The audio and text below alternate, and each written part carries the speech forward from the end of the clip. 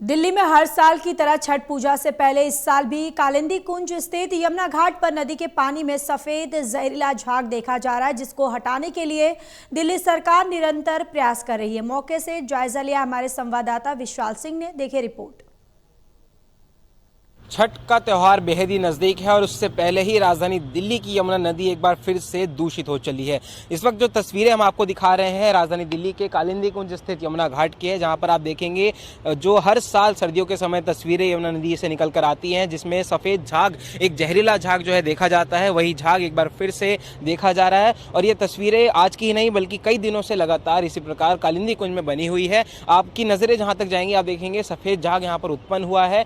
लेकिन यहाँ पर एक बात यह भी है कि जो दिल्ली सरकार है उसकी तरफ से इस झाग को खत्म करने का निरंतर प्रयास किया जा रहा है, क्योंकि झाग काफी जो है ज्यादा आगे तक बहता हुआ आ रहा है। उसको खत्म करने के लिए इसमें जो है रासायनिक स्प्रे का छिड़काव लगातार दिल्ली सरकार की तरफ से किया जा रहा है। आप देखेंगे तस्वीरों में तो यहाँ पर इस पूरे घाट पे, इस पूरी नदी में जो है 10 से 15 अलग अलग बोट्स जो है वो चलती हुई तैरती हुई नजर आएंगी। और इन बोट्स में 2 लोग सवार हैं जो कि लगातार इसमें एक इस प्रकार के स्प्रे का छिड़काव कर रहे हैं। उस स्प्रे से के जरिए जो है ये जो झाग उत्पन्न हुआ है उसको खत्म करने का काम किया जा रहा है।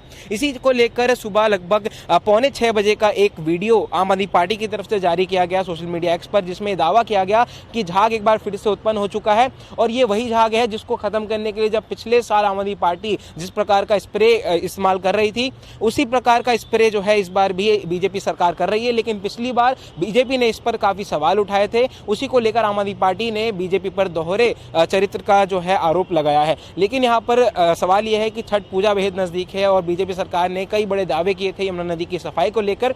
उन दावों को लेकर जमीनी स्तर पर काम जरूर होता हुआ दिखाई दे रहा है, लेकिन क्योंकि झाग काफी ज्यादा उत्पन्न हो गया है, तस्वीरों में आप देख सकते हैं जहां तक आपकी नजर जाएगी वहां भी आपको झाग जो है नजर आएगा। और ये काफी जहरीला झाग है। वैज्ञानिकों का मानना है कि अगर इस झाग के संपर्क में छठव्रती आते हैं या फिर कोई भी व्यक्ति आता है तो उसको स्किन डिजीजेस, कई सारे रोग जो है हो सकते हैं, कई सारी उसको बीमारियां हो सकती हैं। तो अब इन सब चीजों से निपटने के लिए सरकार जो है लगातार काम कर रही है। इसमें स्प्रे का छिड़काव किया जा रहा है, लेकिन देखना होगा कि जब छठ पूजा का समय बेहद ही निकट आ जाएगा तब तक क्या ये झाग खत्म होता है या नहीं। सूर्य के साथ दिल्ली से ट्वेल्व टीवी के लिए विशाल सिंह।